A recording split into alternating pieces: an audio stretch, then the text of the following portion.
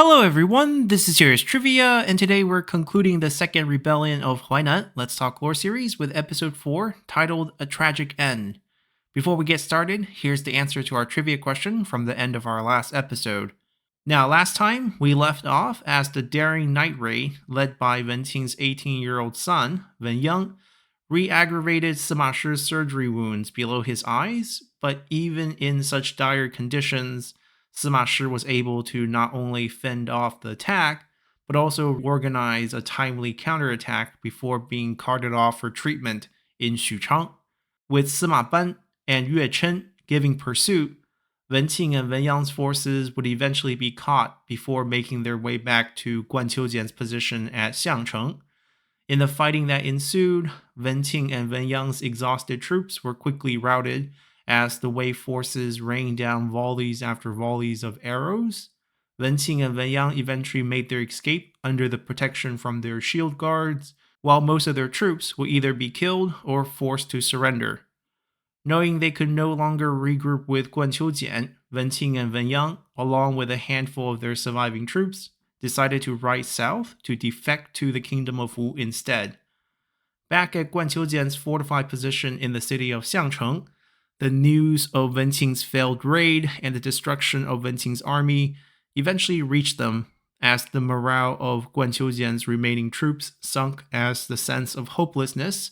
especially amongst the original Yang province garrison forces whose family resided in the north, spread throughout camp. To make the situation worse, while General Wang Ji had previously rejected Sima Shi's proposal to join forces together, he and his Jin province garrison forces had now arrived to besiege Guan Qiujian's position at Xiangcheng. As their fortified position came under attack, Guan Qiujian's situation looked worse and worse as supplies dwindled and desertion mounted, just as Sima Shi's advisor Wang Su had first predicted. Soon, most of the original veteran troops from the Huainan garrison, whose family lived in the north, would all end up deserting, as Guan Qiujian would be left with just his fresh recruited Yang province conscripts. The situation eventually became impossible when Sima Zhao arrived in Xuchang to replace his brother, Sima Shi, as the commander of the Wei Central Army, as Sima Shi was now just inches from death due to complications from his eye injury. With Sima Zhao in command, the Wei Central Army now pushed to join Wang Ji's attack on Guan Qiujian's position in Xiangcheng, and it became clear that it would just be a matter of time before the city fell. So, in a last-ditch effort, Guan Qiujian and his remaining troops decided to fight their way out of the city to flee south, hoping to regroup in the Yang province where they could hopefully receive reinforcement from the rival kingdom of Wu, as both Guan Qiujian and Wenqing had wisely sent their younger sons to Wu as political hostages prior to launching their campaign in hopes of keeping them safe and to receive some military aid from the rival kingdom. Unfortunately, two things prevented this from saving Guan Qiujian's rebellion.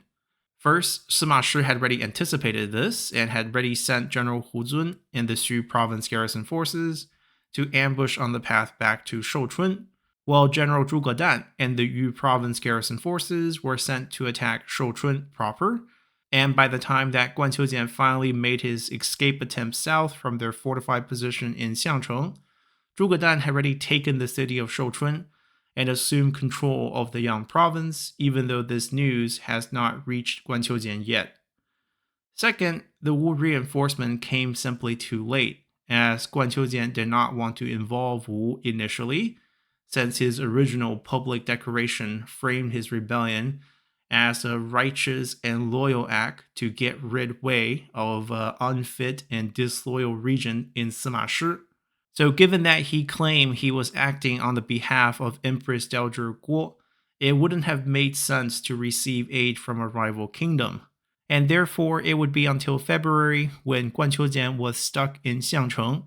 that reinforcement from Wu would be requested. Now, Wu reinforcement did arrive, led by Regent Sun Jun and Generals Lu Ju and Liu Zan,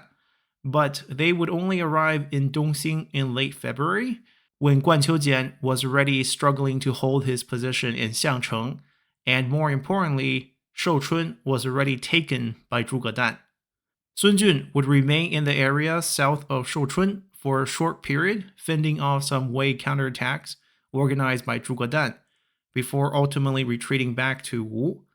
He would, however, be able to rescue Wen Qing and Wen Yang, who successfully fled south ahead of Guan Qiujian's defeat. One thing worth noting here is that the Wu general Liu Zan did become a casualty of this Wu military operation, as his retinue would be caught out of position in Quebei because Liu Zan became ill on the initial march and was thus separated from Sun Jun's main force. When the Wei counterattack approached Liu Zan's small army, Liu Zan, who was bedridden at the time as he was already 73 years old and now suffering a pretty severe illness, decided to hand over the command of his retinue to his nephew, as he commanded his nephew to leave him behind and flee with their retinue, as their pointless death here would be meaningless.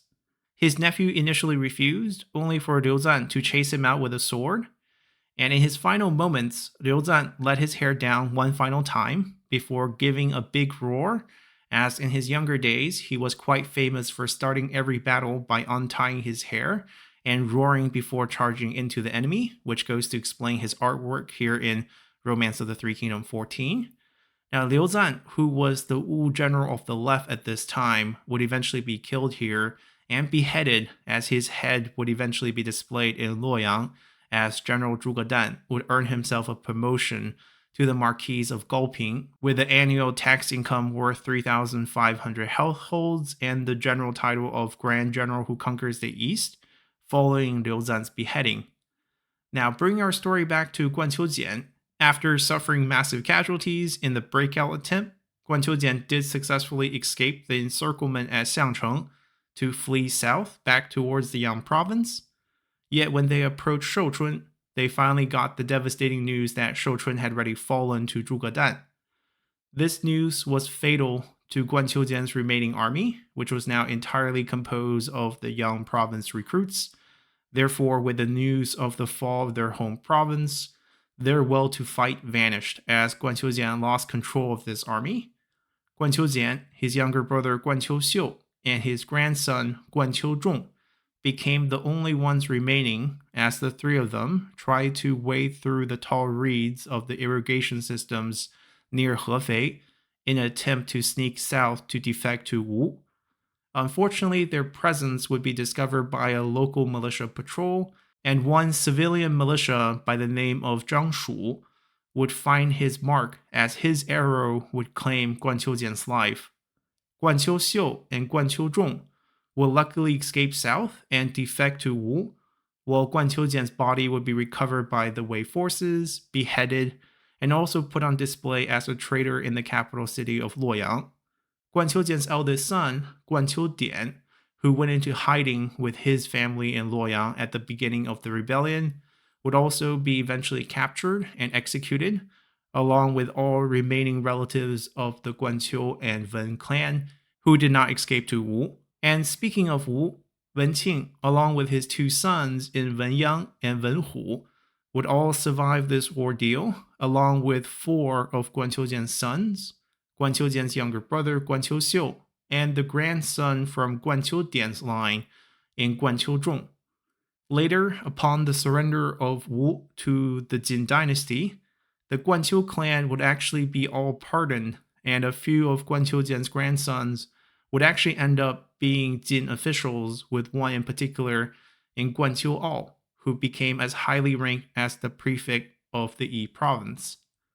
Now, while the second rebellion of Huainan would end ultimately as a failure, it did have some effects on the future of Wei, as Sima Shi would die from his wounds at the age of just 40, and this sudden death in the middle of a military campaign would force Sima Zhao to assume control of the Wei Central Army, and thus indirectly hand the control of the Sima clan to Sima Zhao instead of Sima Shi's heir, Sima You, who was simply too young at this time, and was also technically Sima Zhao's biological son. Additionally, with Guan Qiujian's death, the command of the Yang province garrison now fell to Zhuge Dan, who, as we mentioned before, also had questionable loyalties to the Sima clan in the first place, as our next act of the Fall of Wei Let's Talk Lore series will focus on Zhuge Dan and the Third Rebellion of Huainan. But before we get there, our next series, scheduled for next week, will actually shift south to the Kingdom of Wu, as we need to first discuss the regencies of Sun Jun and Sun Chen, as even though the Kingdom of Wu didn't play a large part in Guan Qiujian's rebellion, they would have an outsized role in Zhuge Dan's rebellion. So in order to explain things properly, we have to cover them first. And hopefully you all have enjoyed this episode and series enough to consider subscribing to the channel for more content on Three Kingdoms history, or simply support the channel by leaving a comment below, or just by hitting the like button. And as always, I'll see you all next time. Bye!